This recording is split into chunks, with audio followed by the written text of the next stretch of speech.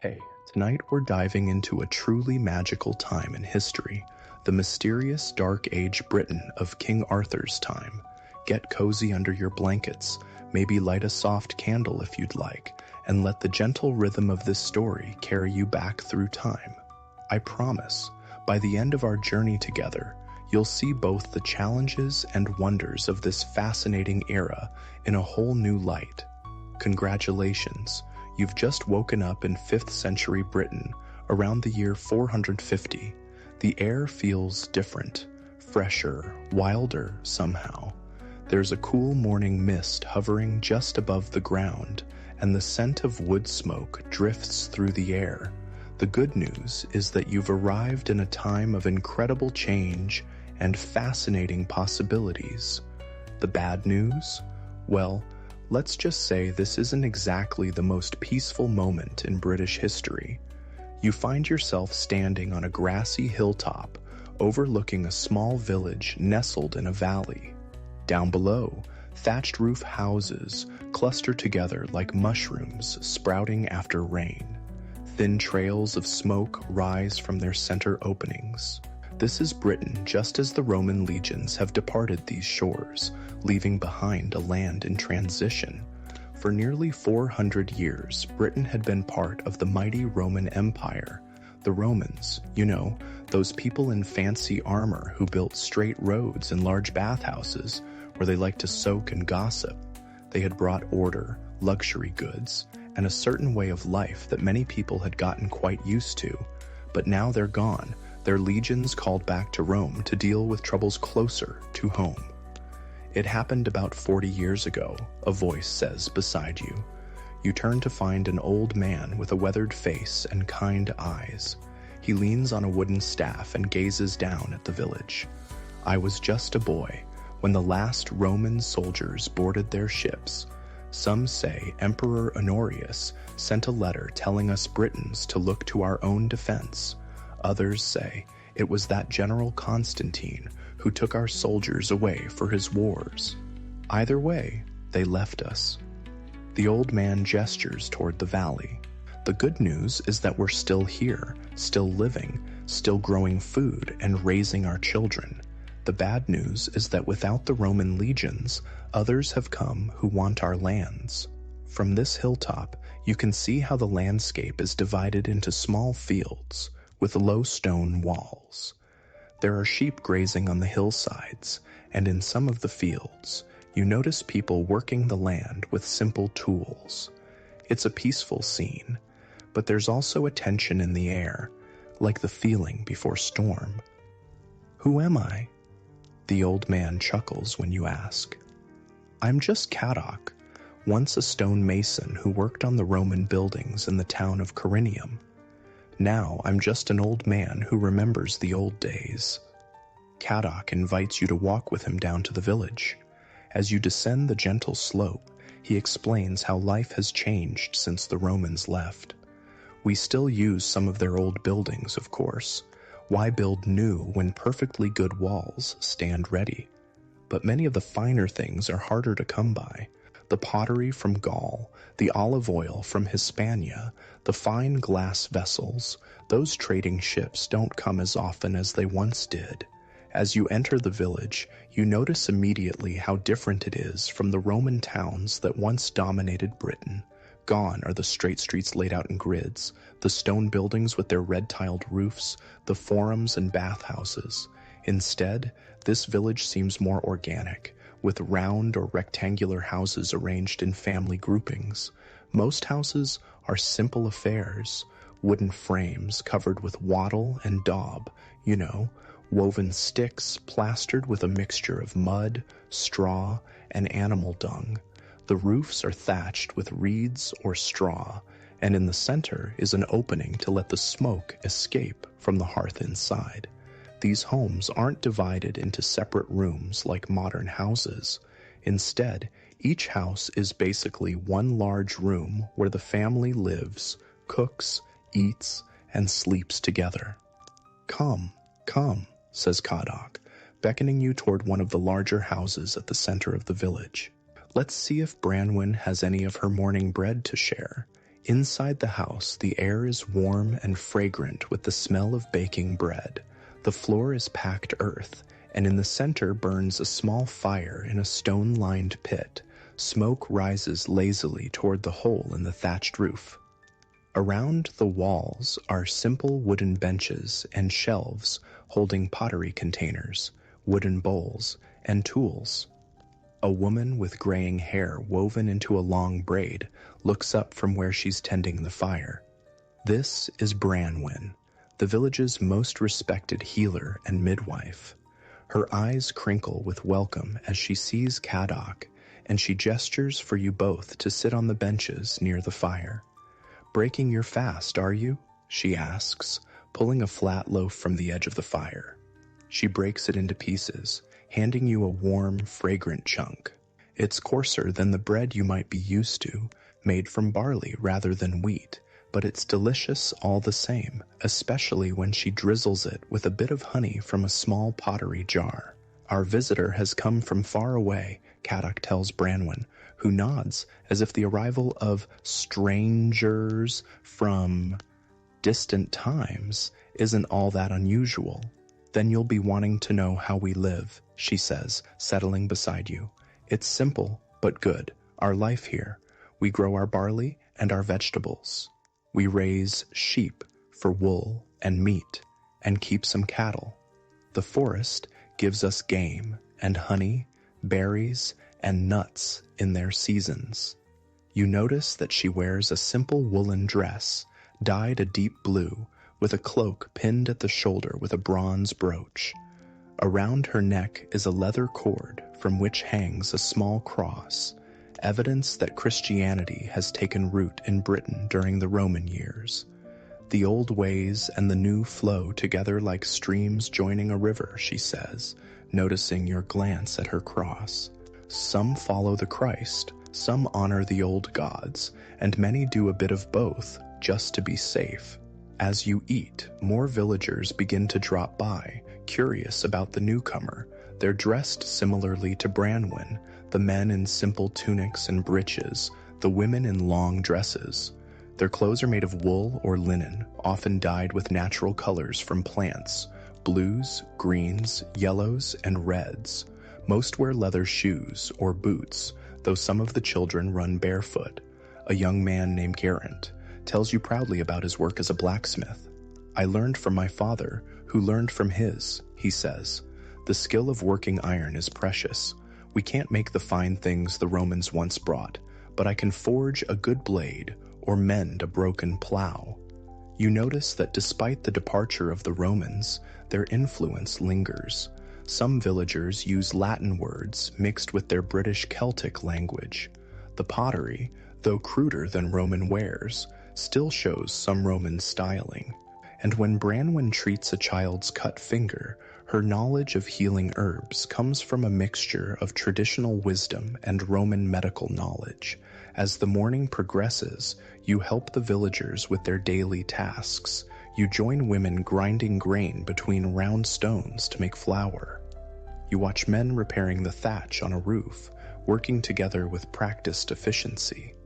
Children collect eggs from the chickens that scratch in the dirt between houses, and older boys drive the sheep to pasture.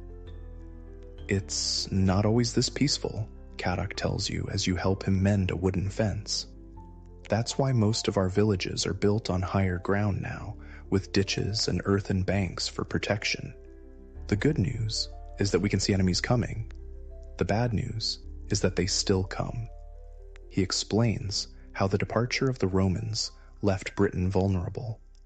"From across the eastern sea come the Saxons," he says, his voice lowering. "Tall, fierce warriors with axes and long knives. Some say the British leaders invited some as mercenaries to help fight against the Picts and Scots who raid from the north, but now more come, bringing their families, looking to settle on our lands." The worry in his voice is clear, and you begin to understand why this period would later be called the Dark Ages.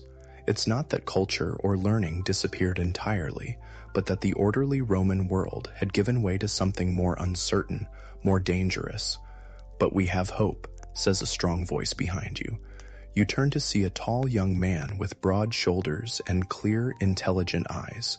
He's dressed more finely than the other villagers, with a tunic of good cloth and a cloak pinned with a silver brooch. A sword hangs at his side, not a crude weapon, but one of fine craftsmanship. This is Bedwyr, Caddoc says with obvious respect. He rides with the war band of our king. Bedwyr nods in greeting. I've come to bring news, he tells the gathering villagers. Our lord has won a great victory against the Saxon raiders near Baden Hill. Their ships have been driven back to the sea. A cheer rises from the villagers, and you feel their relief like a physical thing. This battle, Baden Hill, rings a bell in your memory. It's one of the few historical events associated with the legendary King Arthur in later chronicles. Is your lord? You begin to ask Bedwyr, but he's already moving toward Branwen's house, where it seems a council of village elders will hear his news in more detail. Come, says Caddoc, guiding you to follow.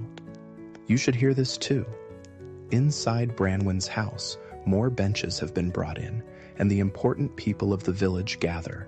The blacksmith, a weathered farmer with calloused hands, an elderly woman whose intricate cloak pin marks her as someone of status, and several others.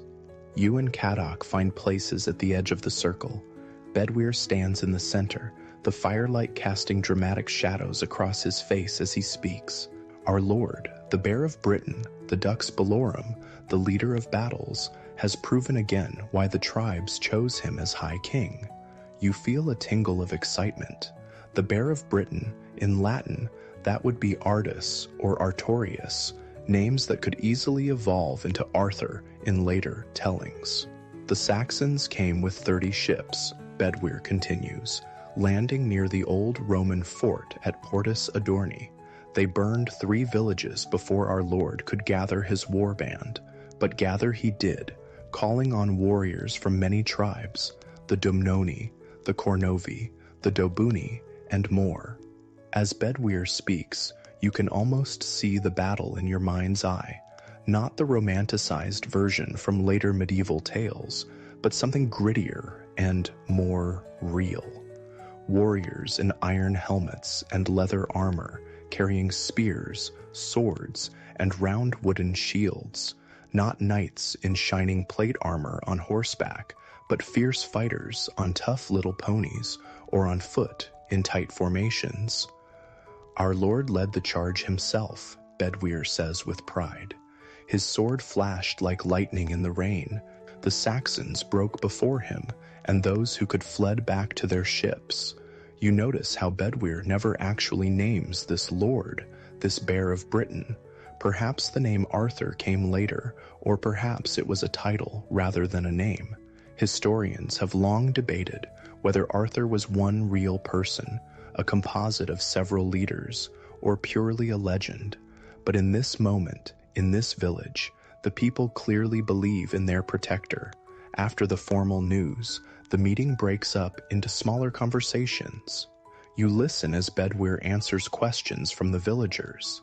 Yes, their lord's fortress at Cadbury is being strengthened with new earthworks. No, the Saxon leader called Aelle has not been captured, but has retreated to his settlements in the east. Yes, warriors from loyal villages would be welcome to join the High King's war band, especially those with their own weapons and horses. As evening approaches, the village prepares for a modest feast to celebrate the good news. A pair of geese are roasting over the communal fire pit at the village center.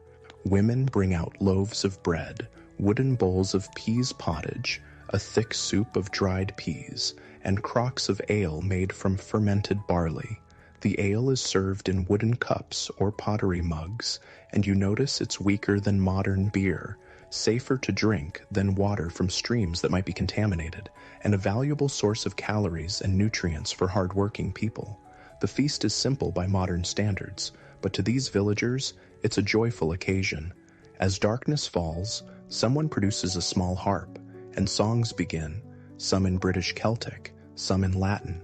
The songs tell of brave deeds in battle, of the old Roman days, of the Christian saints who brought their faith to Britain, and of the old gods of hill and stream who some still honor in secret.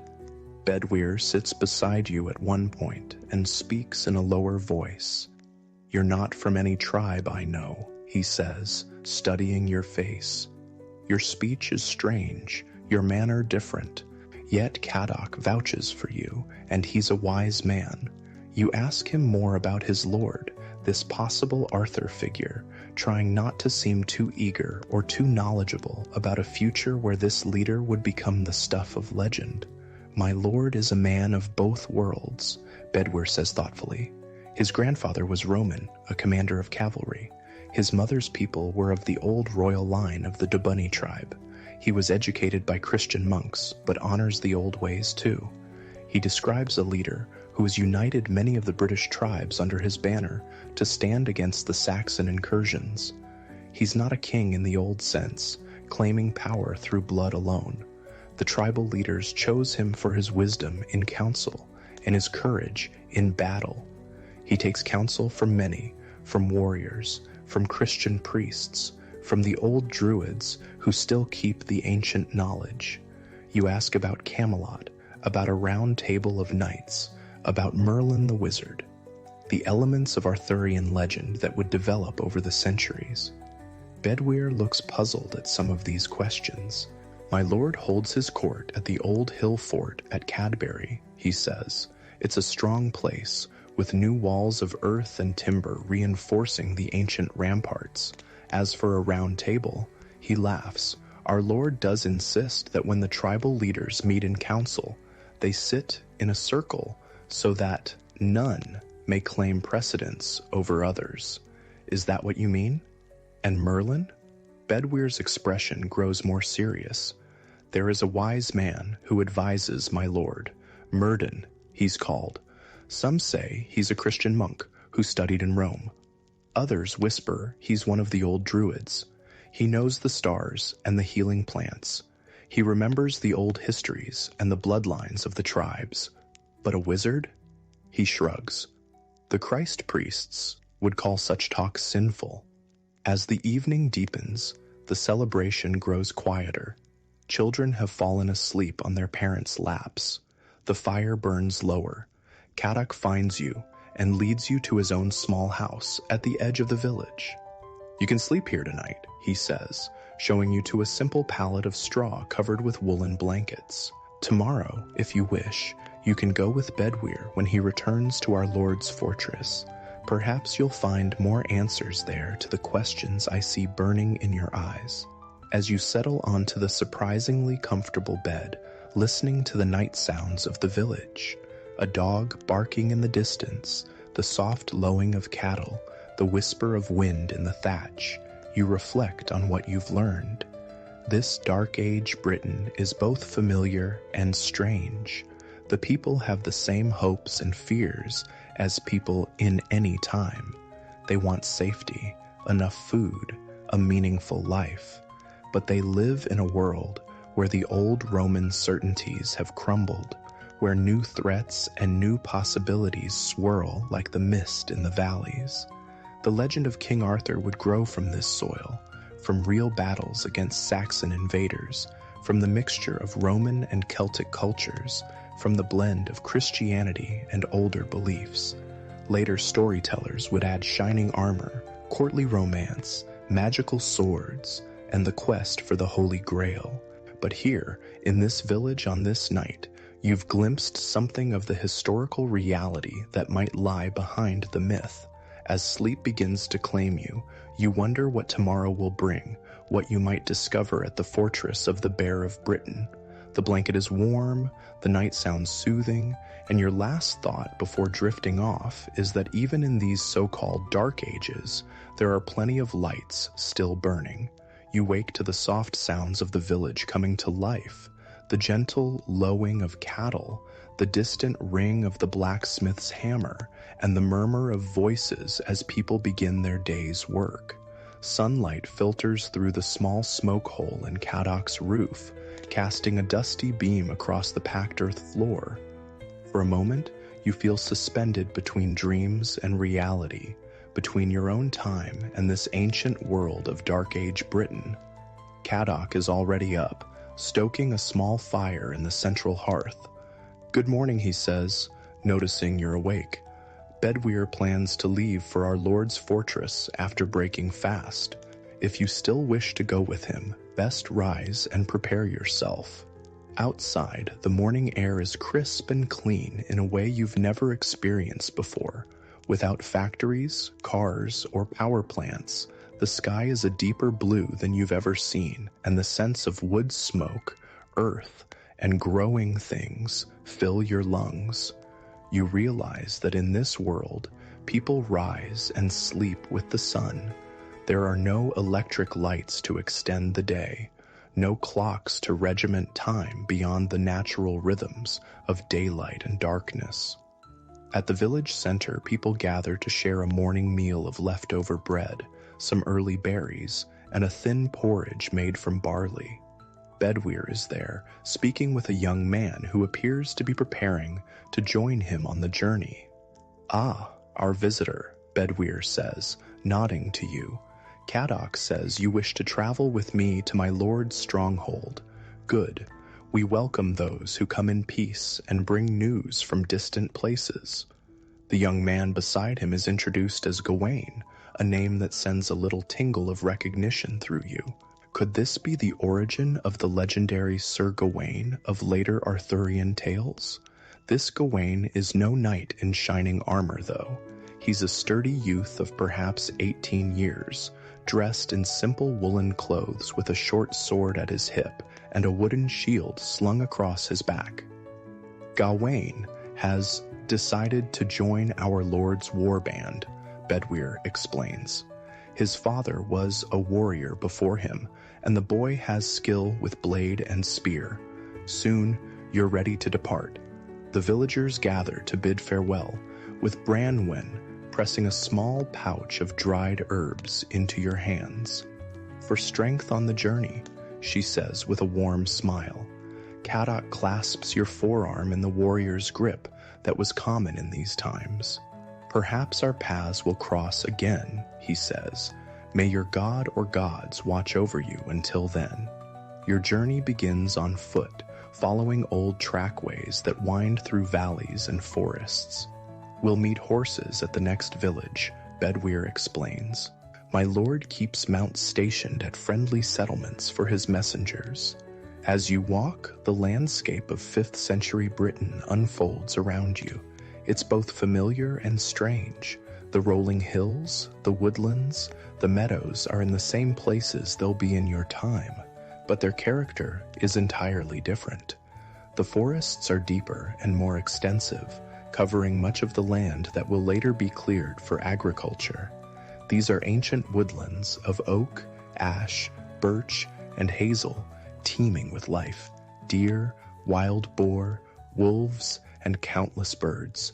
"The forest gives us much," Bedwyr says, noticing your gaze. "Wood for our houses and our fires, game for our tables, honey from the wild bees, nuts and berries in their seasons. The monks say their God made the forest for man's use, but the old wisdom teaches that we are part of it, not its masters."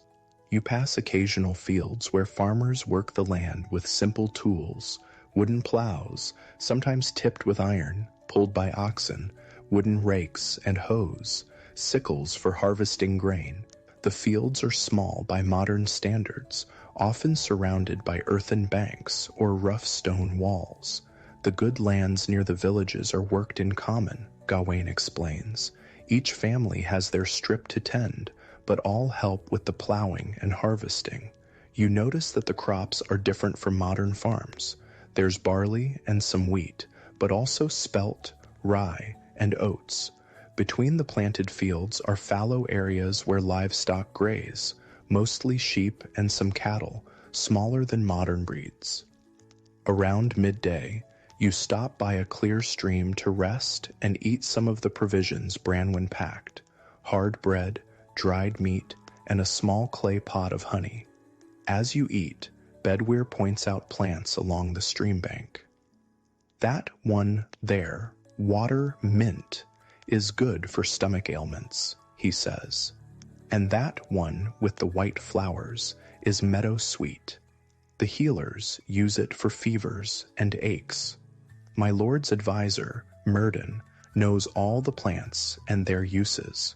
Some call him a magician for his knowledge, but he says it's just the old wisdom, passed down through generations.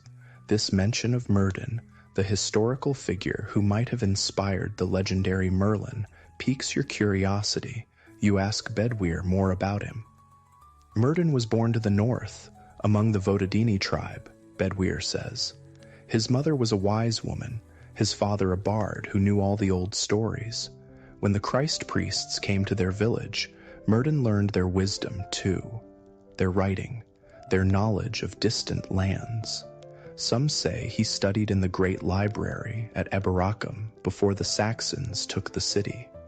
This blend of druidic knowledge and Christian learning might explain how the historical Myrdin evolved into the wizardly Merlin of later legends.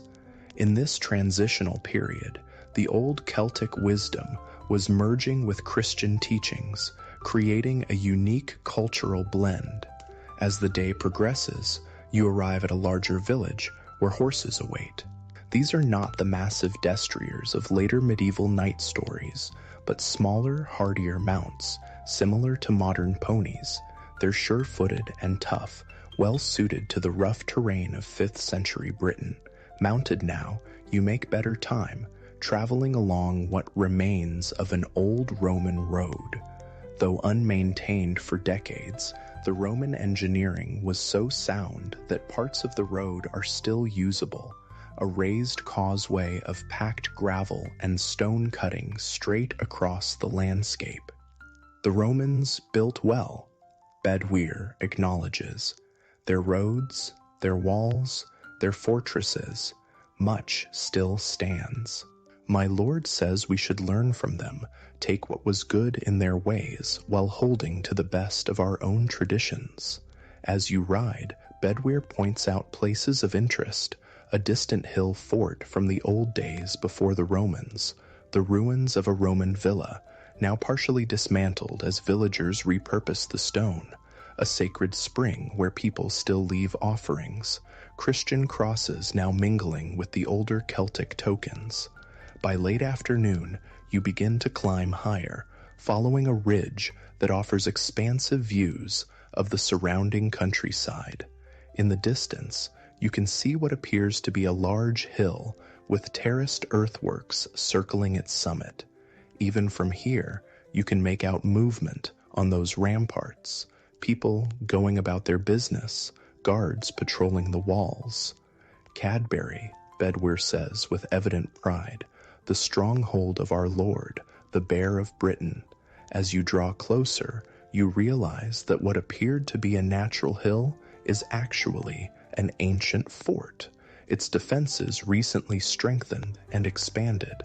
Multiple rings of earthen ramparts circle the hill, creating tiered defenses. Wooden palisades top these earthworks, and at the main entrance, substantial timber gates stand open, guarded by men with spears and shields. This, then, might be the historical reality behind the legendary Camelot.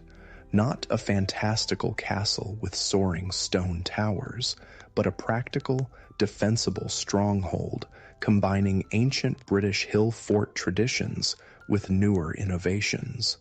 Approaching the gates, Bedwyr is recognized immediately. The guards straighten, thumping their spear butts against the ground in salute. They eye you and Gawain with curiosity, but ask no questions. Bedwyr's word is clearly sufficient to grant you entry. Inside the gates, you find yourself in a bustling community. The hilltop is covered with buildings of various sizes, most built of timber with wattle and daub walls and thatched roofs, but some using stone salvaged from Roman ruins. At the very top of the hill stands the largest structure, a great hall with smoke rising from a central opening in its roof. People of all kinds move purposefully through the settlement. warriors in leather armor with swords at their sides, craftspeople carrying their tools, women with baskets of food or bundles of cloth, children running errands or playing in the open spaces. There's none of the rigid class separation that will characterize the medieval period. This is a more egalitarian society, though still with clear leadership. Bedwyr leads you to a smaller building near the Great Hall. "Rest here," he says. "Refresh yourselves. I must report to my lord, but with good fortune, you'll meet him at the evening meal in the hall." The building proves to be a guest house of sorts, with several sleeping pallets along the walls and a small hearth in the center. A young boy brings water for washing and takes your cloaks. "Are you from beyond the sea?" the boy asks, eyes wide with curiosity. You wear strange clothes, and your speech is odd. You give him a vague answer about coming from far away, which seems to satisfy him. He introduces himself as Say, another name that rings bells from Arthurian legend, as Say would evolve into the Sir Kay of later stories. After washing away the dust of travel, you and Gawain venture out to explore the stronghold. The atmosphere is one of purpose and energy. This is clearly a place where people feel hopeful despite the uncertain times. Near the center of the settlement, you find craftspeople at work in open-air workshops.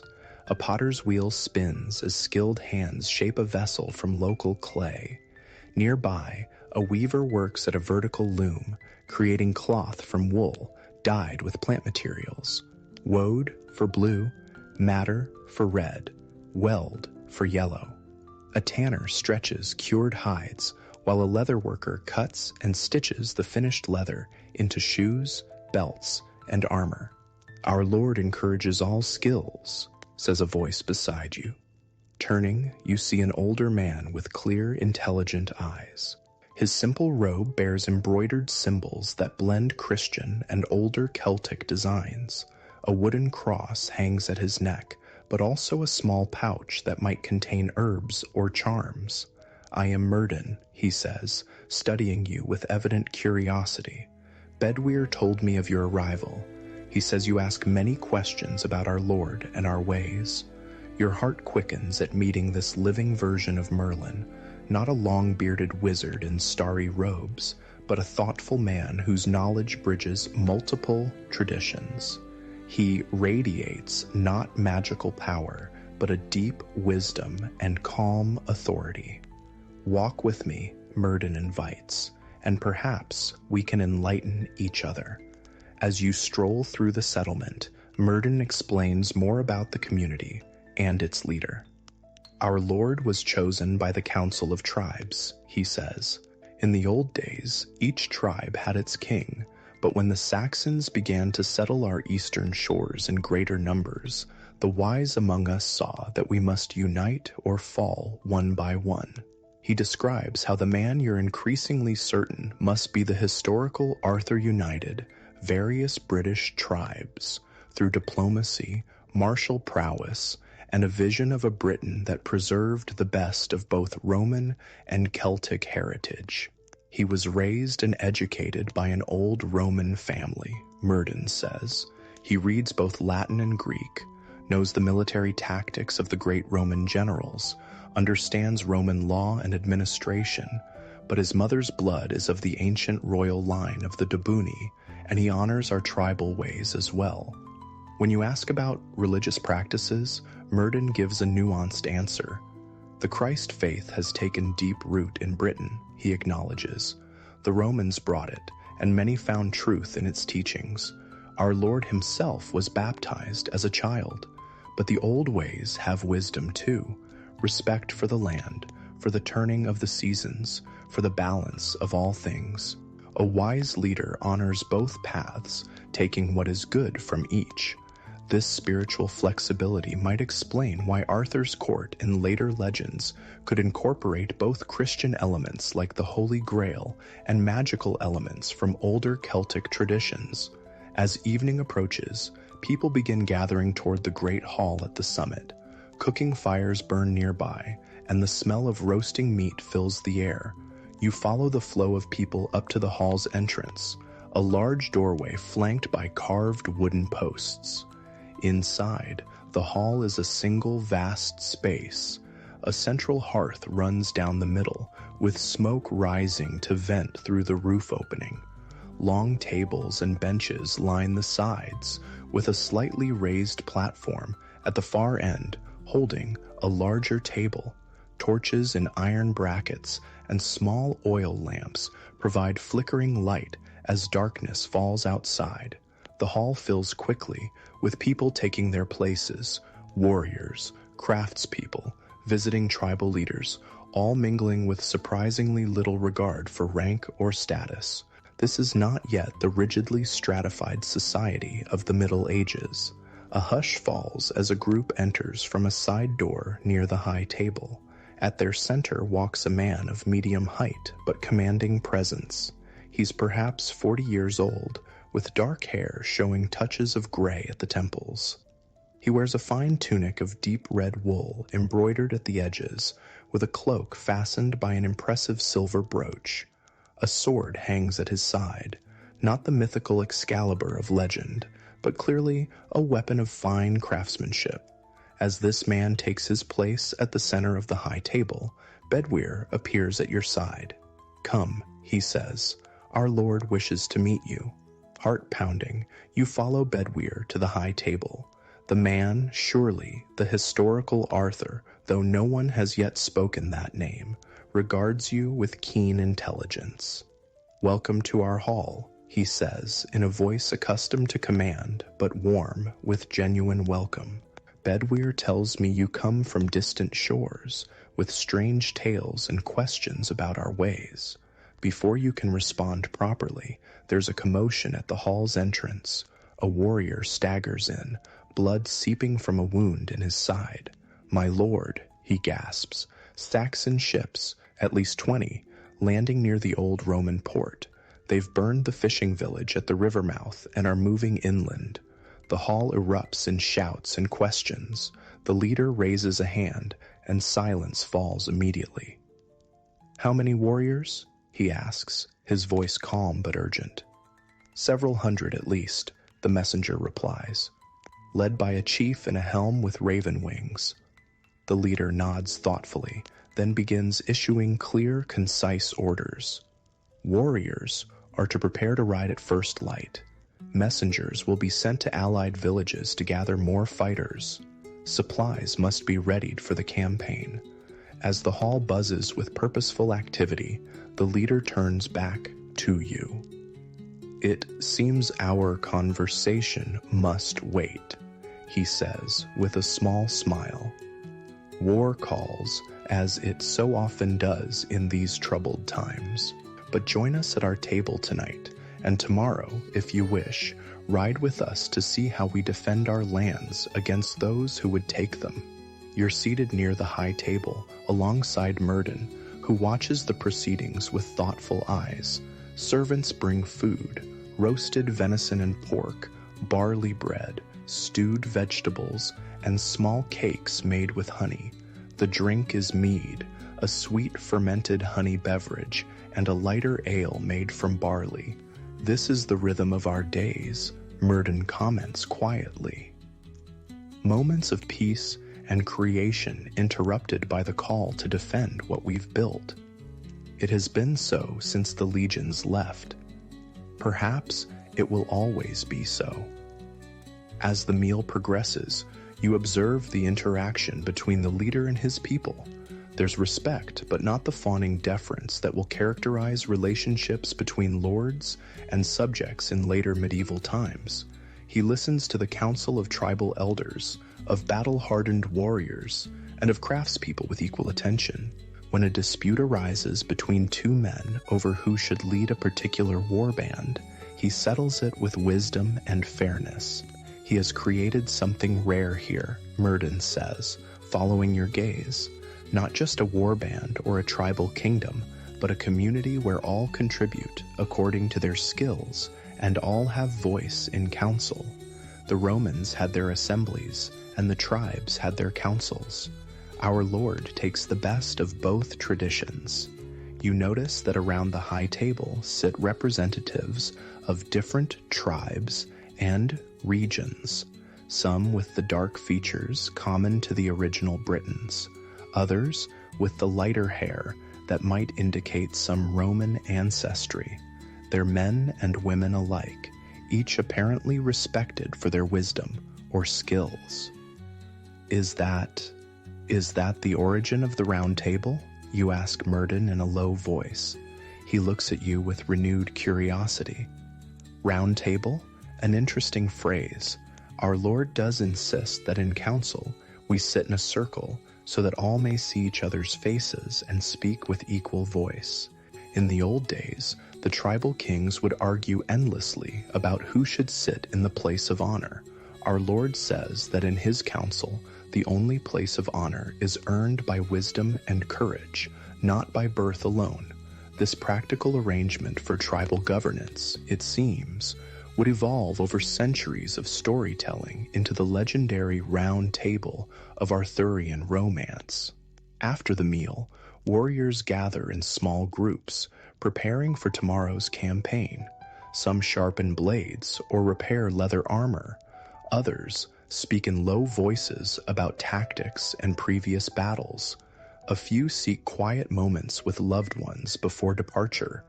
You find yourself drawn to a small group near the edge of the settlement, where Bedwyr is instructing younger fighters, including Gawain.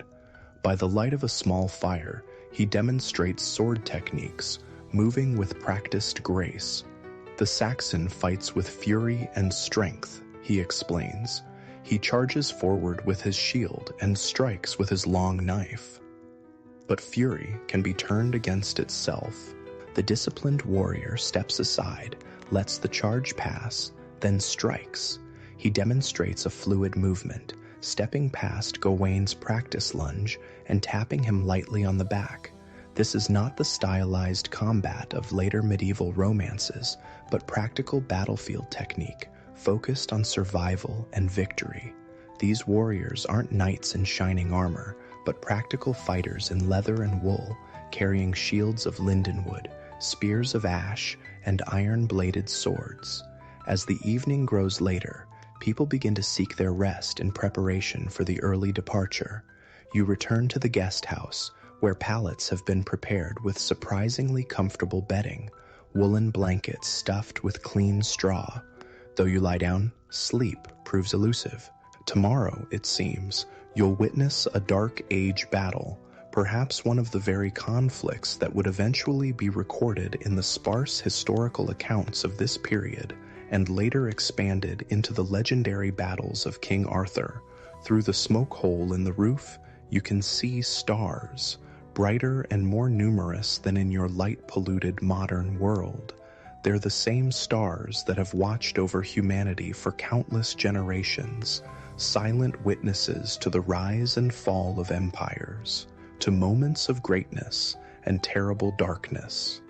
In this liminal space between wakefulness and sleep, between your own time and this ancient world, you reflect on what you've learned.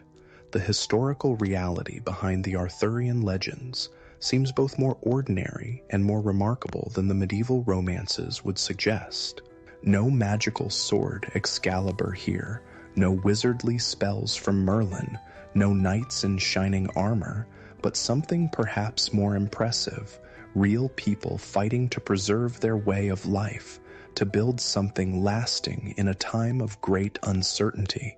The soft sounds of the stronghold settling for the night eventually lull you towards sleep. The distant murmur of voices, the occasional bark of a dog, the whisper of wind through thatch. Your last conscious thought is anticipation of what tomorrow will bring. A glimpse, perhaps, of how the battles of a Dark Age warlord would transform, through centuries of retelling, into the glorious victories of the once and future king.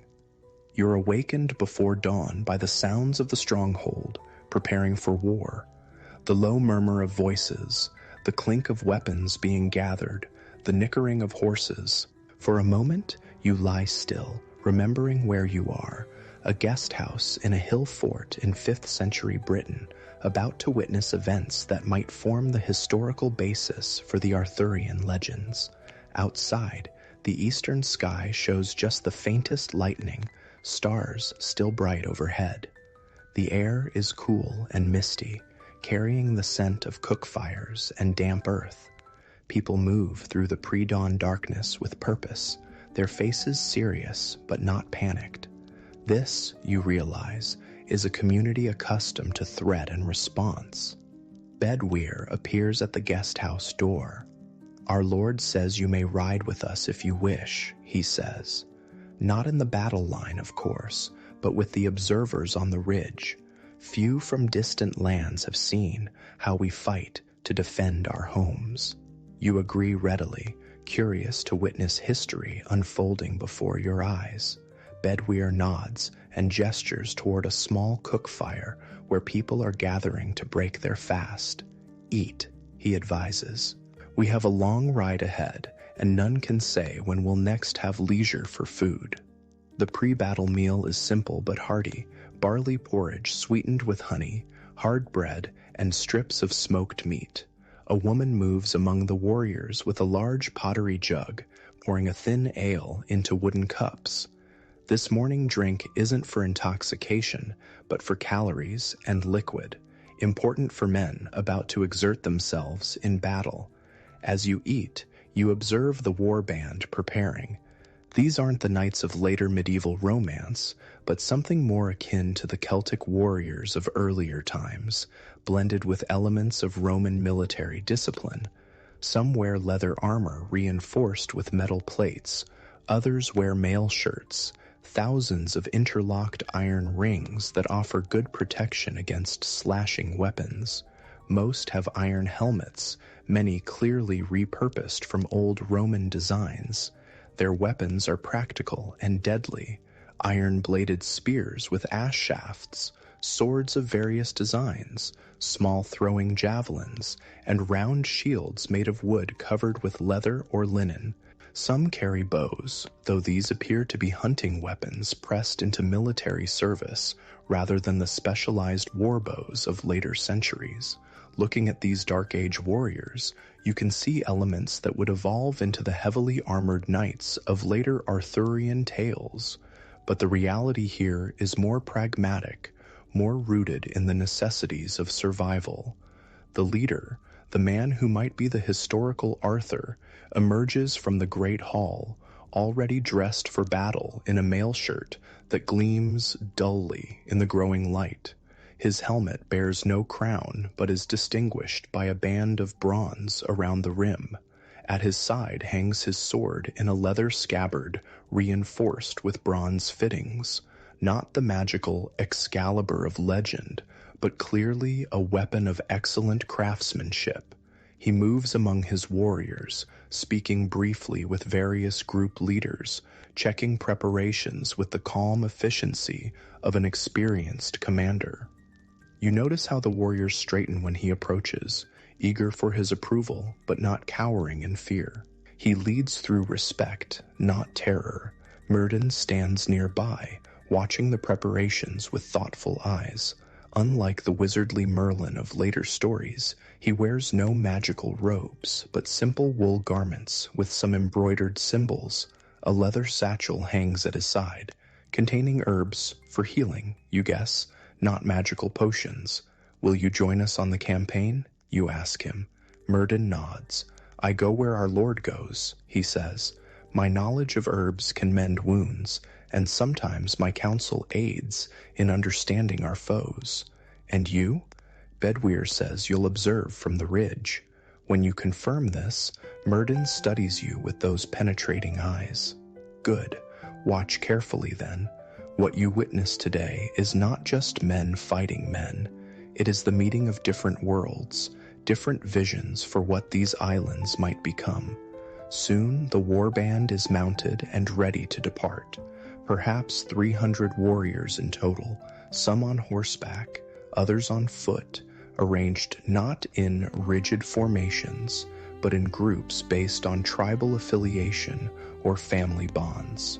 These groups have trained together, fought together, and trust each other in the chaos of combat. You're provided with a sturdy pony and placed in a small group of non-combatants, a couple of tribal elders too old to fight but valued for their counsel, a young monk who serves as a scribe, and several messengers who will carry news of the battle to allied settlements. As you ride out through the gates of the stronghold, the sun peaks above the horizon, burning away the morning mist and revealing a landscape of rolling hills, patches of ancient forest, and small cultivated fields. The column moves at a steady pace, following old trackways that wind across the countryside. "We go to the river crossing near the old Roman port," explains one of the elders riding beside you, a weather-beaten man named Geraint. "If the Saxons wish to move inland, they must cross there. Our Lord plans to meet them at the ford." The strategic thinking is sound. Rather than allowing the invaders to push deeper into British territory, the defenders will confront them at a natural choke point, where the Saxons' numbers won't be as advantageous. As you ride, Geraint shares his knowledge of the Saxons. "They come from the Eastern Sea," he says, pointing toward the distant coast. "Their homeland is cold and often flooded, so they seek new lands. Some were invited as mercenaries generations ago to help defend against the Picts and Scots from the north, but more came, bringing families, looking to settle." He describes the Saxon culture as different from the Romano-British, more tribal, less influenced by Roman ways. "They have their own gods, their own customs," he explains. "Some learn our ways and live peacefully alongside us, but others," he gestures toward the horizon where you're headed, "others come with fire and sword, taking what they want." By midday, your group has covered considerable distance. The terrain has changed, becoming flatter as you approach the river valley. In the distance, you can see a thin column of smoke rising, evidence perhaps of the village the messenger mentioned being burned. The war band stops to rest briefly in a sheltered valley. Food is distributed. More hard bread, dried meat, and some early summer berries gathered along the way. The warriors check their equipment one last time, speaking in low voices about the coming battle. You notice young Gawain sitting somewhat apart, his face serious as he sharpens his sword with practiced movements. Approaching him, you see a mixture of excitement and fear in his eyes, natural emotions for anyone facing their first major battle. "I keep thinking of my father," Gawain says when you sit beside him. "He died fighting the Saxons 3 summers ago. He taught me the sword from the time I could lift one. I hope..." He pauses, swallowing hard. "I hope I bring honor to his memory today." Throughout the journey, you've observed how this society views warfare. It's not the romanticized chivalric combat of later Arthurian tales, but neither is it viewed as glorious in itself. Rather, it's seen as a grim necessity, a duty to protect home and family. Warriors gain respect not for killing, but for preserving their communities through courage and skill.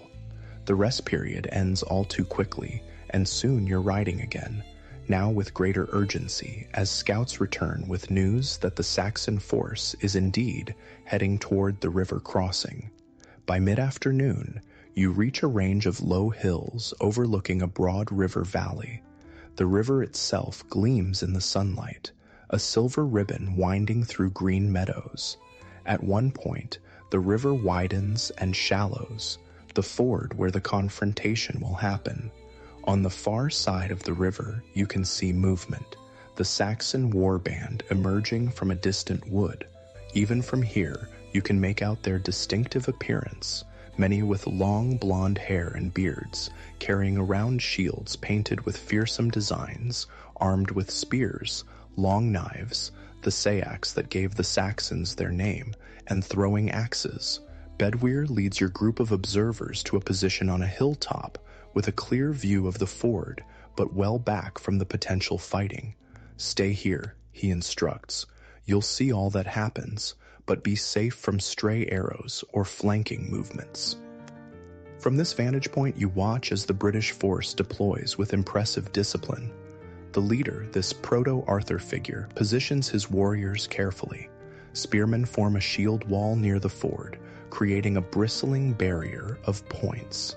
Behind them, sword fighters wait to exploit any breach. On the flanks, mounted warriors prepare to sweep around and attack from the sides if opportunity presents. Myrddin comes to stand beside you on the hilltop, his eyes narrowed as he studies the deployment. "Our Lord learned much from the old Roman manuals of war," he comments, "but he adapts their teachings to our weapons, our terrain, our enemies. That is his genius."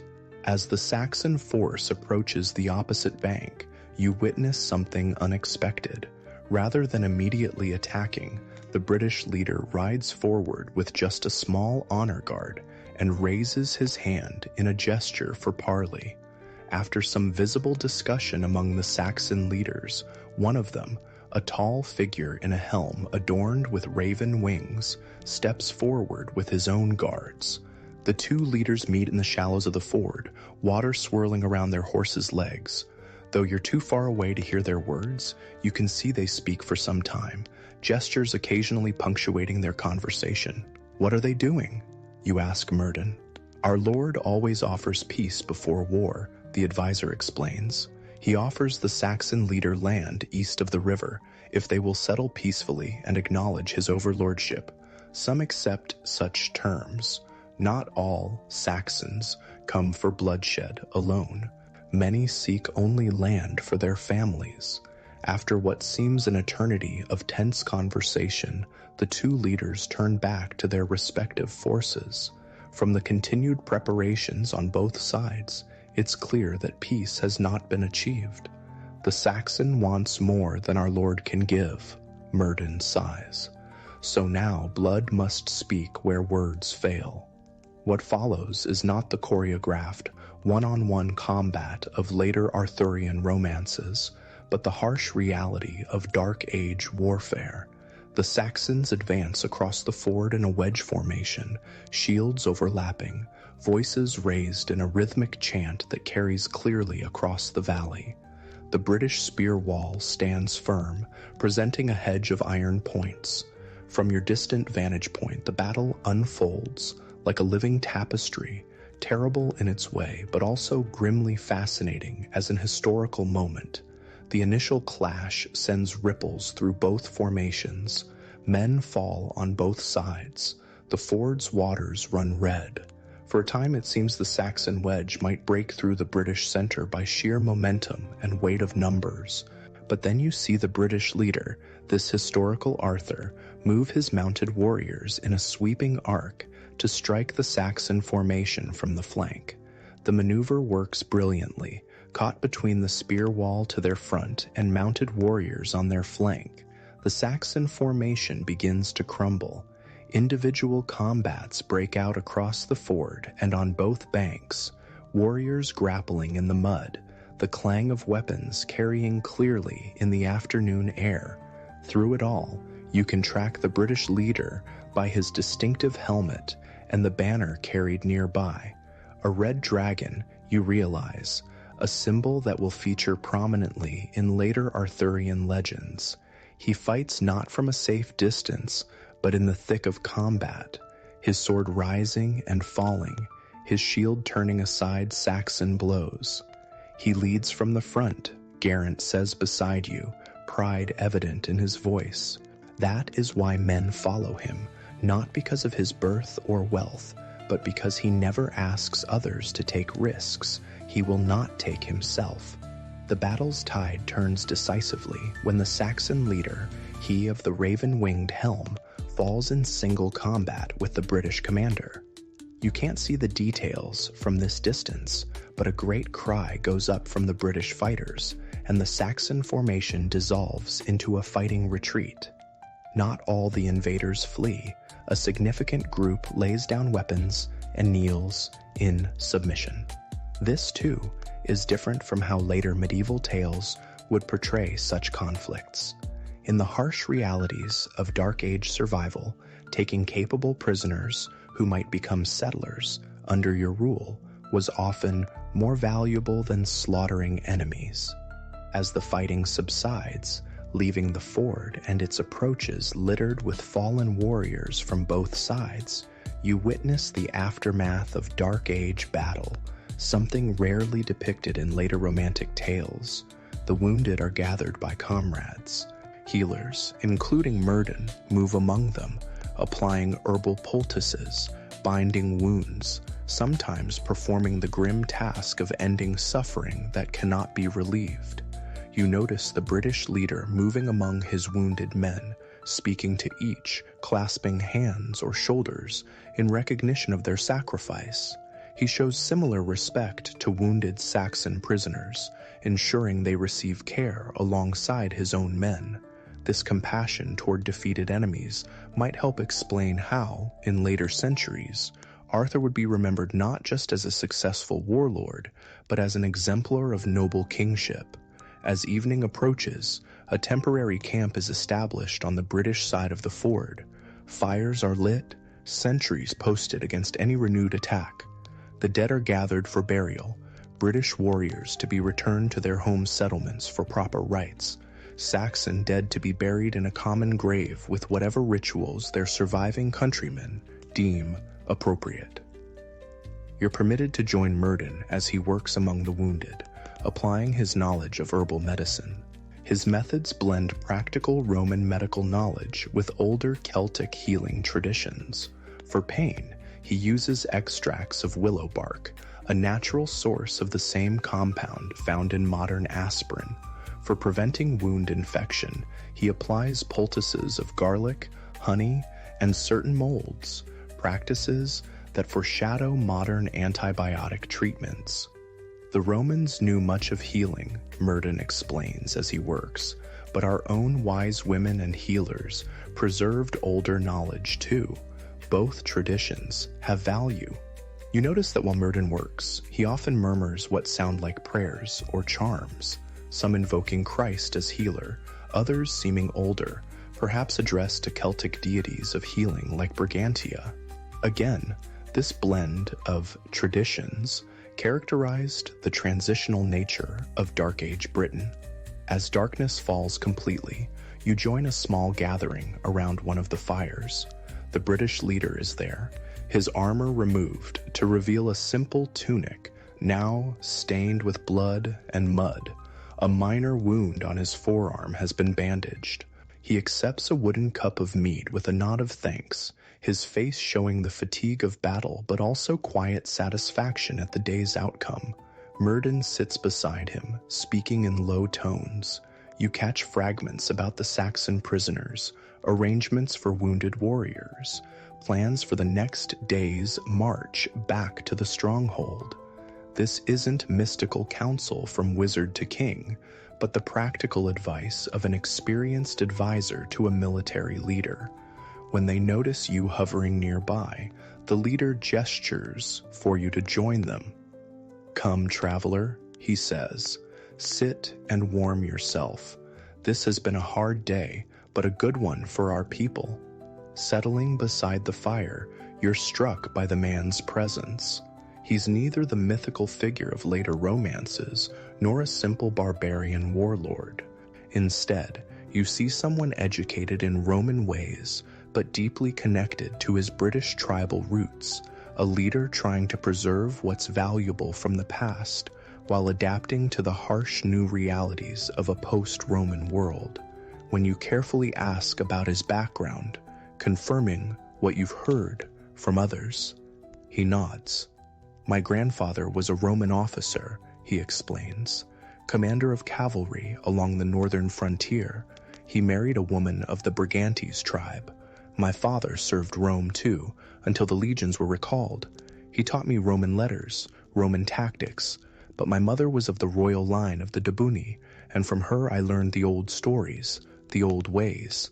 You realize you're hearing the life story of someone who might well be the historical Arthur, Not the magical king of medieval romance, but a real Dark Age leader whose accomplishments would, over centuries of retelling, transform into legendary deeds. The Saxons call me Artorius Bear Killer, he continues with a small smile, because of a bear pelt I wore in my first battle against them. My own people shortened it to Artus or Art. Names matter little. What matters is that our people survive these dark times. This casual comment electrifies you. Here, perhaps, is the origin of the name Arthur, a battle title that would eventually become inseparable from the legend. As the evening deepens, warriors gather around various fires, sharing food and drink, treating wounds, remembering fallen comrades. You witness the communal grieving rituals of this society, not stoic silence, but open expression of loss through shared stories, songs commemorating brave deeds, and ritual toasts to those who've fallen. They fight fiercely, but not for glory alone, Murden observes, following your gaze to a group of warriors singing a low, haunting melody. They fight for their families, their homes, their way of life. That is why they follow our Lord, because he fights for the same things, not for personal power. Later, as the camp settles for the night, you find yourself unable to sleep despite the day's excitement. You wander to the edge of the camp, where sentries keep watch against any renewed Saxon threat. The night is clear, stars brilliantly visible in a way rarely seen in your light-polluted modern world. One of the sentries, an older warrior with a deeply scarred face, nods in acknowledgement of your presence. "Cannot sleep?" he asks. That's common after battle, even for those who only watched. He introduces himself as Bors, another name that will feature in later Arthurian tales. When you ask how long he has followed the leader, he chuckles. Since he was barely more than a boy, leading his first war band against Saxon raiders. 15 years now at least. I've seen him grow from a brave but reckless youth to the leader he is today. Bors describes campaigns against various Saxon groups, battles against Pictish raiders from the north, and even conflicts with other British tribes reluctant to join the alliance. Not all our own people welcomed his vision at first, Bors explains, and some tribal kings preferred their independence, even if it meant eventually falling one by one to the Saxons. His account helps you understand how this historical leader, whether named Arthur or something else, created a briefly unified British resistance against Saxon expansion, an achievement that would later be romanticized into the glorious realm of Camelot. Will we defeat them all in the end? Bors muses, gazing toward the eastern horizon where Saxon settlements lie. Who can say? They are many, and more come each year. But while our Lord lives, we hold them back, maintain something of the world we knew before. This realistic assessment matches the historical record. The Saxon advance was temporarily halted in the late 5th and early 6th centuries, possibly due to British resistance under a leader like Arthur, but would eventually continue until much of what is now England fell under Saxon control. Returning to the main camp, you pass by where the leader sits in quiet conversation with Murden and a few other advisors. Their discussion appears serious, not just about tomorrow's return march, but longer-term strategies for defending British lands and preserving their way of life. You realize you're witnessing leadership in its most fundamental form, not the divine right of kings from later eras, but authority earned through competence, courage, and care for one's people. This, perhaps more than any magical sword or mystical quest, explains why the memory of Arthur would endure through centuries. He represented the ideal of just leadership in uncertain times. As you finally settle back onto your sleeping mat, wrapped in a woolen blanket against the night's chill, Your mind whirls with all you've witnessed. Today, you've seen the historical reality that might underlie the Arthurian legends, not knights in shining armor on noble quests, but practical fighters defending their homes, not magical battles against fantastical foes, but the grim necessity of warfare in an age of migration and change. Not a mythical king touched by divine favor, but a skilled leader uniting diverse peoples against a common threat. The stars wheel slowly overhead, the same stars that have watched over Britain through Roman occupation, Saxon invasion, Viking raids, Norman conquest, and beyond. In the gentle rhythm of breathing from sleeping warriors nearby, in the soft crackle of banked fires, in the occasional whinny of tethered horses, you find a connection to this distant past that's more immediate and real than any romantic tale. Sleep comes at last, bringing dreams not of mythical quests and magical swords, but of the people you've met. Bedwyr the loyal warrior, Myrddin the wise advisor, Gawain the young fighter honoring his father's memory, and the leader himself, this possible Arthur, whose real deeds would someday transform into legend. In their faces, their words, their actions, you've glimpsed the human reality behind the myth, and somehow that makes the story all the more powerful. Morning comes with the calls of birds and the soft movements of the camp awakening. Your sleep, despite the hard ground beneath you, was surprisingly deep, perhaps the result of yesterday's excitement and emotional exhaustion. Opening your eyes, you see the sky lightening from deep blue to the soft pink of dawn, wisps of morning mist rising from the river where yesterday's battle was fought. The camp is already active, with warriors packing equipment, healers checking bandages on the wounded, and cooks preparing a simple morning meal. The practical efficiency of these people continues to impress you. There's no wasted motion, no unnecessary ceremony, just the focused activity of a community that understands its purpose. "Good morning," says a now familiar voice. Turning, you see Myrddin approaching with 2 wooden cups of steaming liquid. He hands one to you. "An infusion of mint and honey," he explains. "It refreshes after sleep and settles the stomach before travel." The warm drink is pleasant, and as you sip it, Myrddin explains the day's plans. "We return to the stronghold by a different route," he says. "Slower, to accommodate our wounded, but it allows us to pass through several allied settlements to spread news of the victory.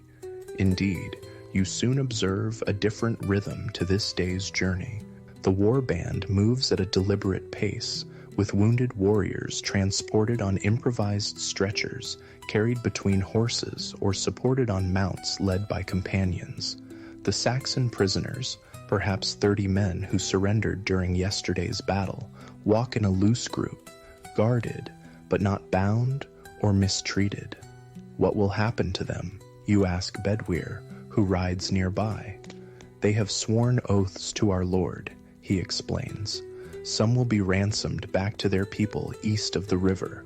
Others, who have skills we need, smiths, carpenters, boat builders, may choose to settle in our territories under our protection." This pragmatic approach to former enemies reflects the fluid nature of Dark Age society, where practical alliances and the need for skilled hands often outweighed ethnic divisions. It helps explain how, over generations, Saxon and British communities would gradually integrate in some regions. As the column advances through the morning, you notice how the leaders constantly send scouts ahead and to the flanks. "The Saxons are not our only concern," Bedwyr explains when you ask about this vigilance. "Some British tribes to the west remain hostile to our lord's authority, and always there are outlaws and bandits who prey on travelers. By midday, your group approaches a small settlement nestled in a sheltered valley. Unlike the village you first visited, this one has more substantial defenses, a ditch and earthen bank topped with a wooden palisade. The gates stand open, however, and people stream out to greet the returning warriors. News of the victory has somehow preceded you, probably carried by fast-riding messengers dispatched during the night. The welcome is joyous, with women and children running to embrace returning fighters, elders nodding in approval, and the settlement's leaders stepping forward to formally greet the man you now know might be called Artorius, the possible historical Arthur. The column halts here for several hours, allowing the wounded to rest and everyone to enjoy a proper meal. The villagers bring out their best food, freshly baked bread, roasted meats, early summer vegetables, and mead in clay cups. It's a modest feast by modern standards, but represents significant generosity from people who live close to subsistence. During this rest period, you observe how information spreads in a society without printing or mass communication. The leader speaks formally to the village elders, providing a factual account of the battle. Meanwhile, warriors share their experiences with relatives and friends, embellishing some details while downplaying others. A youth with a small harp, a bard in training, you realize, moves among the groups, listening intently, occasionally asking questions. He gathers the stories, Murden explains, following your gaze to the young bard. He will shape them into songs and tales to be remembered when written words are few. In time, this battle will join others in the songs of our Lord's deeds. You're witnessing, you realize, the very process through which historical events transform into legend, the first steps in the long journey from a real Dark Age battle to the mythical conflicts of later Arthurian tales. While in the village, you also observe more of the practical crafts that sustain life in this era. Women spin wool into thread using simple drop spindles, a technology unchanged for thousands of years. Others weave the thread into cloth on upright looms. Men work leather into shoes, belts, and armor, or carve wood into bowls, spoons, and tool handles. What strikes you most is how few possessions people own compared to modern times. Each item represents significant labor and is made to last, used until it wears out, then repaired if possible, and finally repurposed when repair is no longer feasible. Nothing is wasted, and craftsmanship is valued highly. A small girl approaches you shyly, holding out a small wooden doll, her most precious possession, you guess. When you admire it, her face lights up. "My father made it," she explains proudly. "He's a woodcarver. He's making me a new one because I'm growing too big for this one." This simple interaction reminds you that despite the vast differences in material culture, the emotional lives of these people, their family bonds, their pride and skills, their small joys, remain recognizably human. As the day progresses, you witness another important aspect of Dark Age Britain, the religious practices that reflect a society in spiritual transition. The village has a small Christian chapel, a simple timber building with a cross mounted above its door, but near the edge of the settlement stands a sacred spring surrounded by stones, clearly a site of worship predating Christianity. When some of the wounded are brought to this spring for its healing waters, you notice how the attendants blend practices, making the sign of the cross while also leaving small offerings of food or flowers at the spring itself. No one seems troubled by this mixing of traditions. "The Christ faith grows stronger each generation," Murden comments, observing your interest. "The Romans brought it, and many find truth in its teachings. But the old ways knew things too, the healing powers of certain places, the turning of the seasons, the balance of all living things. A wise person honors both paths." This spiritual flexibility helps explain how elements of older Celtic beliefs, magical wells, enchanted landscapes, supernatural beings, would later intermingle with Christian elements in Arthurian legends. By mid-afternoon, Your group is ready to continue the journey. The leader thanks the village elders for their hospitality, promising to send them iron tools and salt, valuable commodities, in appreciation. As the column reforms, you notice that a few village youths have joined the war band, eagerly accepting the chance to travel to the main stronghold and perhaps become warriors themselves. The afternoon's journey takes you through varied landscapes, open meadows where sheep graze, patches of ancient forest, and occasionally past the ruins of Roman villas or way stations, their stones partially reclaimed by nature or repurposed for newer, simpler buildings. Many great Roman works still stand throughout our lands, Bedwyr tells you. Roads, bridges, walls, buildings. We use what we can, but much of their knowledge has been lost. Our smiths cannot make steel of the same quality. Our masons cannot cut stone with such precision. Our potters cannot create such fine wares. This sense of living amid the remnants of a more sophisticated civilization helps explain the nostalgic quality that would later infuse Arthurian legends. The sense of a golden age lost, a civilization in decline trying to preserve what it can of former glories. As evening approaches, the column reaches another allied settlement, this one built directly on the foundations of an abandoned Roman fort. The square outline of the old Roman walls is still visible, though the current wooden palisade follows only part of the original perimeter. Within, Dark Age buildings, mostly timber and thatch, stand alongside the stone remains of Roman structures. After another welcome and another meal, simpler this time, as this settlement has less to share, you witness an evening gathering quite different from the previous night's tired camp. Now that the danger has passed and the wounded are being cared for, there's time for storytelling and music. In the central space of the settlement, villagers and warriors gather around fires as darkness falls. The young bard you noticed earlier produces his harp and begins to play, his fingers drawing surprisingly complex melodies from the simple instrument. He sings in the British Celtic language, though occasionally Latin phrases appear in his verses. Murden translates quietly for you. He sings of past battles, of great leaders who defended our lands against invaders.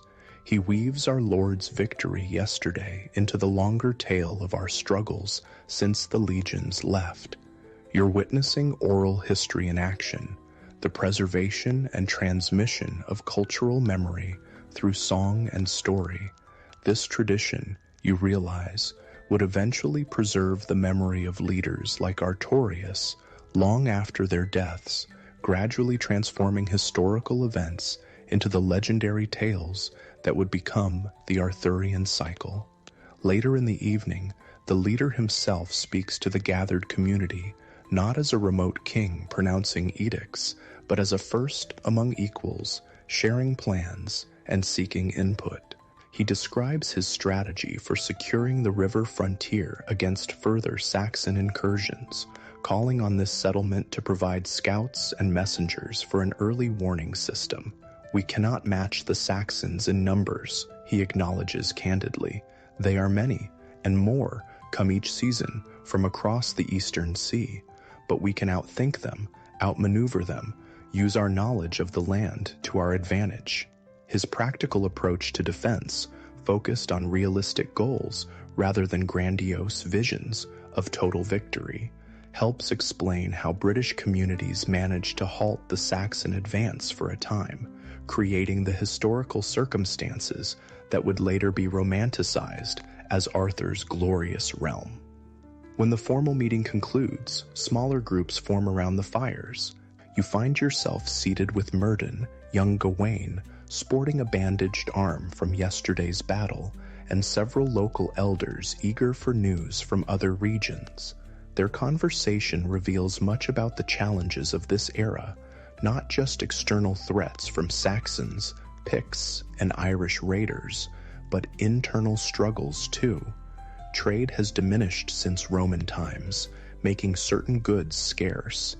Knowledge is being lost as fewer people can read the Latin texts preserved in monastery libraries. Disputes between tribes flare up despite the leaders' efforts at unification. It was easier in some ways under Rome, admits one gray-haired elder. Their laws were clear, their roads were safe, their coins were trusted everywhere. But we paid for that safety with our freedom, our traditional ways. And now we must find our own path, Murden responds. Taking what was good from Rome, but remembering who we were before they came, who we truly are.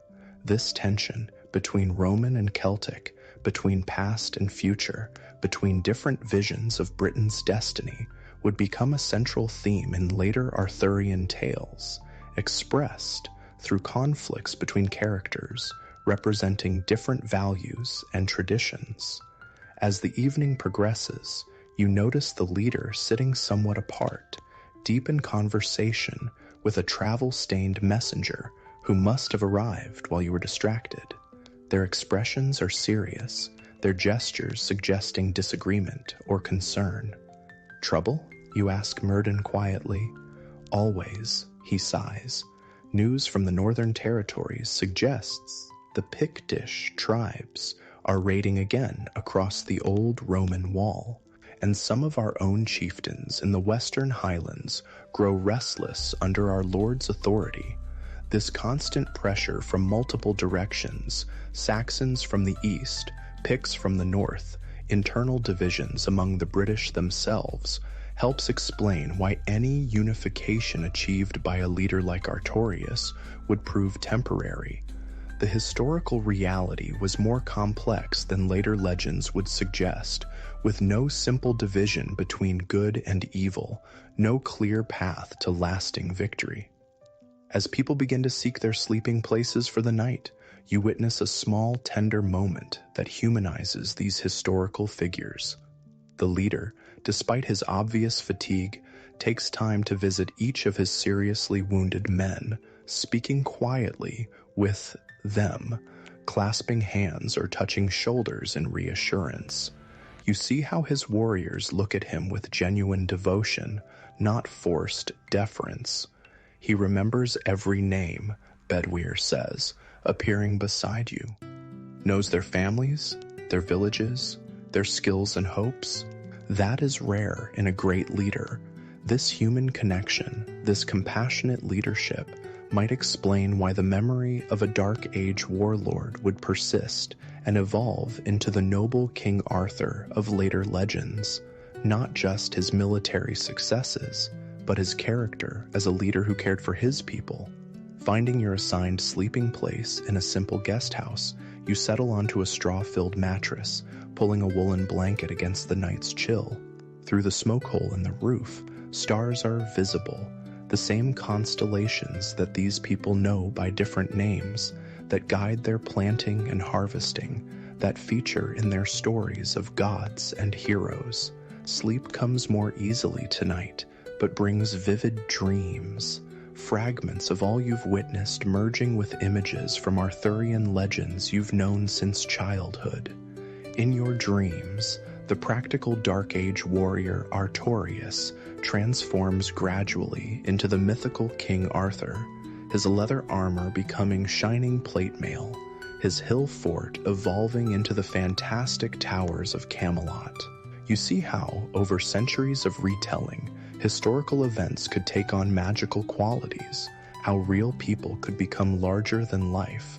You wake briefly in the deepest part of the night, the settlement silent around you except for the soft tread of night sentries and the occasional call of an owl. In this quiet moment between sleep and wakefulness, you reflect on what you've learned about the possible historical roots of the Arthurian legends. The real Dark Age Britain was harsher, more pragmatic than later romantic tales would suggest, a society fighting for survival amid the collapse of Roman order, the pressure of Germanic migration, and climate changes affecting agriculture and settlement patterns. Yet within this challenging reality, you've witnessed courage, wisdom, compassion, and community. the human qualities that would eventually be idealized in the Arthurian tradition. As sleep reclaims you, your last conscious thought is anticipation of tomorrow's arrival at the main stronghold and what final insights you might gain about the historical reality behind one of the world's most enduring legends. Morning begins early again, the camp stirring before full daylight. After a simple breakfast, the column forms for the final leg of the journey back to the hill fort stronghold that might be the historical kernel of legendary Camelot. Riding beside Bedwyr as the sun climbs higher, you ask him about the leader's background, hoping to understand more about how a real Dark Age warrior could evolve in cultural memory to become the mythical King Arthur. His father was a war leader before him, Bedwyr explains, commanding cavalry for the last Roman governors, then leading our defense after the legions withdrew. He taught our Lord Roman tactics, Roman ideas of law and governance. But his mother was of the old royal line of the Debuni tribe, keeper of the ancient stories and customs. Our Lord draws strength from both traditions. This dual heritage, Roman and Celtic, would become a defining characteristic of the Arthur figure in later legends, representing the blending of different cultural influences in post-Roman Britain. As you ride through the morning, you pass small farms and hamlets, where people pause in their work to raise hands in greeting to the returning war band. You notice how the land is worked, fields divided into strips, plowed with simple tools drawn by oxen, planted with barley, wheat, oats, and vegetables. It's subsistence farming for the most part, each community producing what it needs with little surplus for trade. Near midday, you crest a hill and see in the distance the distinctive outline of the stronghold, the concentric rings of earthworks circling the hill, the wooden palisades, the great hall at the summit. After days of travel and battle, the sight clearly lifts the spirits of the returning warriors. The final approach to the stronghold is marked by ceremony. Sentries on the outer walls spot the column and sound horns to alert the community. People stream from the gates to welcome the returning fighters, and as you enter the settlement, you're swept into a scene of joyous reunion. Families embrace returning warriors. Children dart between adults, excitedly asking about the battle. Elders nod in approval at the news of victory. The wounded are gently helped toward the healing houses, while the Saxon prisoners are led to quarters where they'll be housed until their fate is decided. Through it all, you observe the leader, the man called Artorius, the possible historical Arthur, moving among his people with natural authority, tempered by genuine connection. He isn't set apart by elaborate trappings of royalty or treated with fawning deference. His leadership seems based on earned respect rather than inherited privilege. As the initial excitement of the return subsides, practical matters take precedence. A council is called in the Great Hall to discuss the implications of the battle, the disposition of the Saxon prisoners, and strategies for securing the frontier. You're invited to attend, perhaps as a courtesy to a guest who has shared in the campaign's dangers. Inside the Great Hall, a large fire burns in the central hearth, smoke rising to vent through the hole in the thatched roof.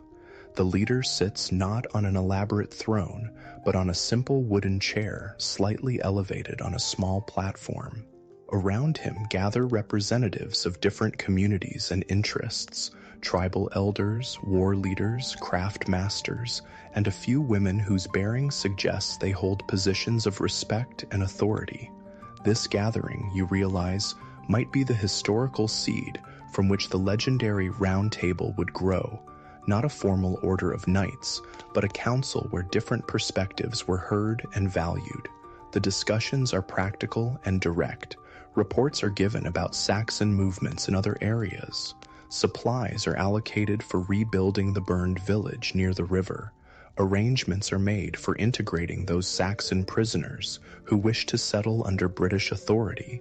Throughout, you notice how decision-making is neither wholly democratic nor strictly hierarchical. The leader clearly has final authority, but seeks consensus when possible, listening to contrary views with genuine consideration.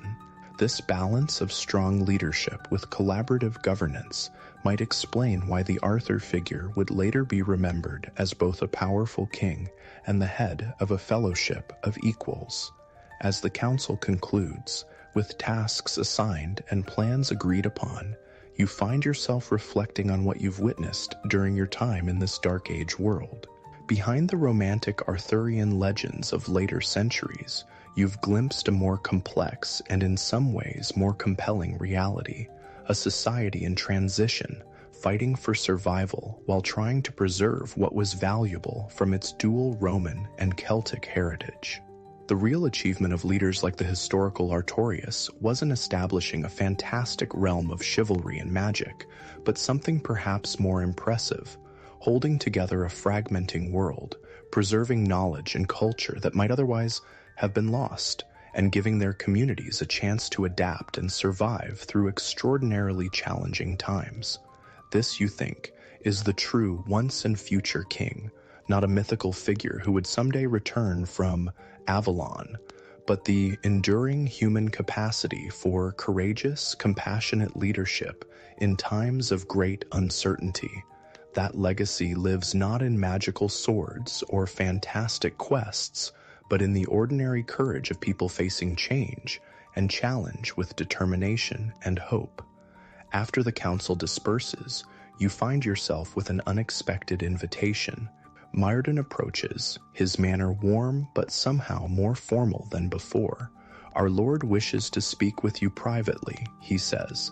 "He has questions about your homeland, your journey, your purpose here."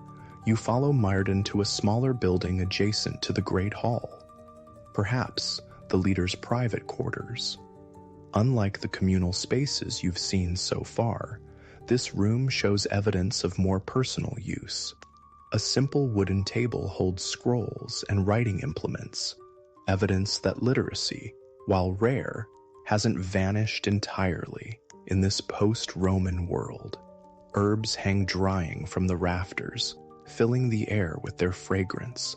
A fine wool tapestry depicting a hunting scene adds both decoration and insulation to one wall. The man you've come to think of as the historical Arthur, Artorius, the Bear of Britain, sits beside a small fire, his expression thoughtful. He gestures for you to join him on a bench while Myrddin remains standing nearby. For a moment, none of you speak, the only sound the gentle crackling of the fire and distant voices from outside. "You have traveled with us, watched us fight, listened to our counsels," the leader finally says. "Yet you remain a mystery, stranger. You dress differently, speak differently, know things you should not know, and ask questions about matters few would think to question." His tone isn't accusatory, but curious, even respectful. This isn't an interrogation, but an invitation to share, leader to leader, across a gulf of understanding that feels wider than just culture or language. With careful words, mindful of not disrupting history more than your presence already has, you explain that you come from a distant time, drawn by curiosity about this pivotal age when the old Roman order was fading and something new was taking shape. You mention that in your time, stories are told of a great leader who united the Britons against Saxon invaders, stories that have grown and changed over centuries. Rather than dismissing this fantastic claim, Artorius listens with surprising openness. Perhaps in an age where boundaries between natural and supernatural remain fluid, where Christian miracles and older magical beliefs coexist, the idea of a traveler from the future isn't entirely implausible. "And these stories of this leader," he asks finally, "what do they say of him? What manner of man do they claim he was?" You hesitate, wondering how much to reveal. Finally, you speak of a just king who united warring factions, who fought to preserve civilization against barbarian threats, who gathered the best and bravest around him in common purpose. You mention a magical sword, a mystical advisor, knights on quests for sacred objects, keeping descriptions general enough that he might not recognize himself directly in these legends. Artorius listens intently, occasionally exchanging glances with Myrddin. When you finish, he is silent for a long moment, gazing into the fire. Stories change in the telling, he says finally. Deeds grow greater, men become more than men. The everyday transforms into the miraculous. It is the way of things. Myrddin nods in agreement. The bards must make their songs memorable, their tales compelling. Few would gather to hear of the mundane struggles we face, the broken harvest tools, the leaking roof thatch, the endless diplomacy with quarrelsome chieftains. So, the sword becomes magical, the victory more complete, the leader more perfect than any mortal man could be. There's no bitterness in their acceptance of how history becomes legend, only a pragmatic understanding of how memory and storytelling work. They seem to recognize that the transformation of truth into myth serves a purpose, preserving core values and aspirations even as factual details blur. What matters, Artorius continues, is not whether future generations remember my name correctly, or the exact battles I fought, or the true nature of my counsels. What matters is that they remember the struggle itself, to preserve knowledge, to maintain justice, to build community in broken times. His wisdom strikes you deeply. This man, whether the historical Arthur or not, understands that his personal legacy is less important than the values he embodies, the effort to protect civilization when its future hangs in the balance. Your conversation is interrupted by the arrival of a young boy, the same Say you met earlier, who might be the colonel of the later Sir Kay character. He brings word that the evening meal is being prepared and that visitors have arrived from a western settlement, bringing gifts and news. Artorius rises, the private moment giving way to public duties. Before you leave, however, he makes an unexpected offer. Remain with us for the turning of the moon, if you wish. Learn our ways more deeply. When you return to your own time, speak truly of what you have seen, not just our battles and councils, but our everyday lives, our hopes, our struggles large and small. With that invitation, you're released back into the bustling life of the stronghold. The remainder of the day passes in a whirl of activity as the community prepares for evening feasting and the reception of the new visitors. You observe how even celebrations require practical work. Food must be prepared, the great hall arranged, appropriate gifts gathered to reciprocate those brought by the visitors. As twilight approaches, you find yourself helping a group of women preparing bread for the feast. They've incorporated you into their work without fuss, showing you how to knead the coarse dough made from locally grown barley and spelt. Their conversation flows around you, discussions of children and households, mixed with astute observations about tribal politics and community needs. You realize that women in this society, while occupying different roles from men, hold significant influence. They manage households, practice healing arts, preserve cultural knowledge through stories and songs, and often oversee food production, arguably the most crucial aspect of survival. Some, like Branwen from the village where you first arrived, serve as respected community leaders and advisors. This more balanced gender dynamic helps explain why women in Arthurian legends, Guinevere, Morgan Le Fay, the Lady of the Lake, would play such significant roles, unlike the often marginalized female characters in other medieval tales. The evening's feast brings together the entire stronghold community.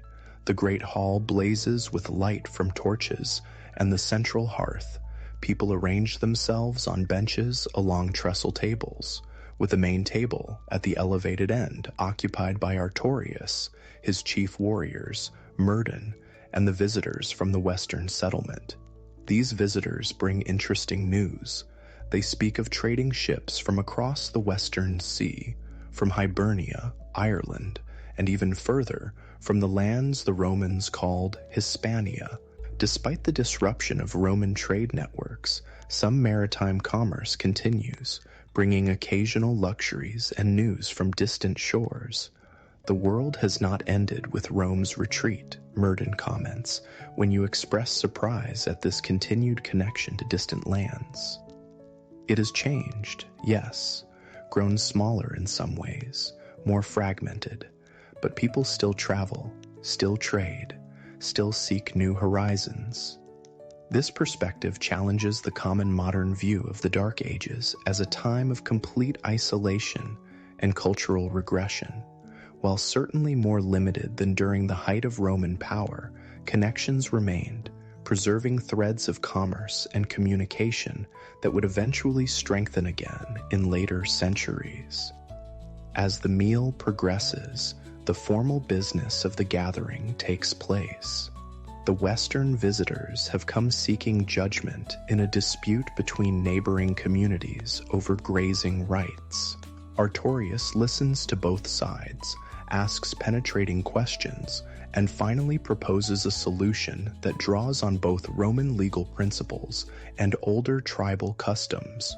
You're struck by how justice functions in this society, not through written codes and professional courts, but through the wisdom of respected leaders applying practical solutions to maintain community peace.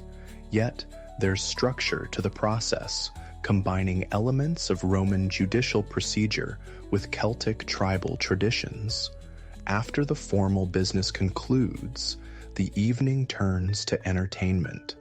A bard from the Western settlement performs, his harp skills clearly respected even in this martial community. He sings tales of heroes from the distant past, figures from Celtic mythology like Cuchulainn and Bran the Blessed, but also more recent stories, including accounts of Roman generals who defended Britain against earlier invasions. Most interestingly, he performs a new composition about yesterday's battle at the river crossing. Already, you notice how the actual events you witnessed are being shaped into more dramatic narrative. The leader's combat with the Saxon chief described in more elaborate detail, the victory more complete, the Saxon retreat more decisive than what actually occurred. And so it begins, Myrddin murmurs beside you. The transformation from deed to legend, from man to myth. In 3 generations, this song will describe magical swords and divine intervention. His tone holds no criticism, only acceptance of the way human memory works. Stories must be memorable to survive, and each retelling inevitably reshapes events to emphasize meaning over literal accuracy. As the evening deepens and the celebration continues, you notice how different aspects of this society's heritage blend together. In one corner, children play a board game clearly derived from the Roman ludus Latrunculorum, a strategy game similar to chess. Nearby, warriors exchange boasts and arm wrestling challenges in a fashion that would have been familiar to their Celtic ancestors centuries before Rome's arrival. The food similarly reflects this cultural blend, dishes combining Roman culinary techniques with local ingredients, Mediterranean flavors adapted to British resources. Even their clothing shows this mixing of traditions, tunics cut in Roman styles but decorated with Celtic patterns, brooches incorporating designs from both cultures. What you're witnessing isn't the complete disappearance of Roman civilization, nor the untouched survival of pre-Roman Celtic culture, but something new emerging from the creative tension between these influences. Exactly the cultural matrix from which Arthurian legends would eventually grow. Late in the evening, when many have sought their sleeping quarters and the great hall grows quieter, Bedwyr joins you near the banked central hearth. His expression is thoughtful as he gazes into the glowing embers. Myrddin tells me you may be leaving us soon, he says. Returning to your distant home, When you acknowledge this, he nods slowly. I thought this might be so. Travelers like you seldom stay. He hesitates, then continues.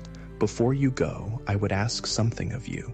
Remember us as we truly were, not perfect heroes from songs, not savages without learning or wisdom, but people striving to preserve what matters while adapting to a world in flux. His request touches you deeply. This warrior, who might be the seed of the legendary Sir Bedivere, isn't concerned with personal glory, or how his own deeds might be remembered, but with the authentic portrayal of his entire community, their struggles, their values, their humanity. In your time, Bedwyr continues, do people still face such challenges? The need to preserve knowledge while embracing necessary change? The struggle to build unity from diversity? The defense of community against those who would destroy rather than create? His questions strike at the heart of human experience across all eras. You realize that despite the vast differences in material culture and specific historical circumstances, the fundamental challenges facing Bedwyr's society resonate strongly with those of your own time. These struggles never truly end, you tell him honestly. The forms change, the specific threats and opportunities evolve, but the essential human challenges remain. Rather than discouraging him, this answer seems to provide comfort. Then perhaps our efforts here matter beyond our own time, he says. Perhaps, in facing our challenges with courage and wisdom, we speak across the centuries to those who will face their own trials. This perspective, that human struggles and triumphs form a continuous thread connecting past, present, and future, offers a deeper understanding of why Arthurian legends have remained powerful for so long. They speak to enduring human concerns, presenting not just entertainment, but wisdom about leadership, community, and purpose that transcends their specific historical context. The next several days pass in a rhythm that gives you deeper insight into everyday life in this dark age community. You're welcomed into various aspects of the Stronghold's activities, sometimes observing, sometimes participating as your skills allow. You join hunting parties that venture into nearby forests, learning how these people sustainably harvest game using bows, spears, and trained dogs. Their knowledge of animal behavior and woodland ecology is sophisticated, passed down through generations of practical experience. You observe agricultural work in the fields surrounding the stronghold, seeing how crops are rotated to maintain soil fertility, how weather signs are interpreted to time planting and harvesting, how communal labor tackles the most demanding tasks like grain harvesting. In the craft workshops, you watch metalworkers, potters, woodcarvers, and weavers practicing skills that blend Roman techniques with older Celtic traditions. Without mass production, each item is made individually by skilled hands, often decorated with personal touches that reflect the maker's creativity within traditional patterns. Children's education happens through practical apprenticeship rather than formal schooling.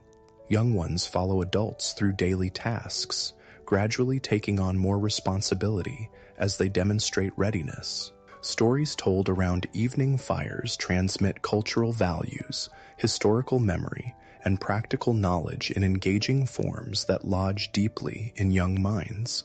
Beyond these practical activities, you observe the community's spiritual life. The stronghold contains both a small Christian chapel, where monks lead prayers, and a sacred grove at the eastern edge, where older rituals honor the turning of seasons and significant life transitions. Most people participate in both traditions without apparent conflict, finding different but complementary meanings in each. Throughout these days, you have occasional conversations with Artorius, Myrddin, and others about matters both practical and philosophical. You're struck by how their thinking blends pragmatism with deeper reflection. They must focus on immediate survival needs, yet they also ponder larger questions about purpose, justice, and the future beyond their own lifetimes. One evening, you find Myrddin, atop the stronghold's highest point, gazing at the stars. When you join him, he points out constellations, naming them in both Latin and the older Celtic terms. His knowledge of astronomy is impressive, a blend of Roman scientific understanding and traditional Celtic star lore. The heavens remind us that patterns endure even as individual lights are born and die, he says. So too with human knowledge, human societies. Rome has fallen from Britain, but not everything Rome brought has been lost.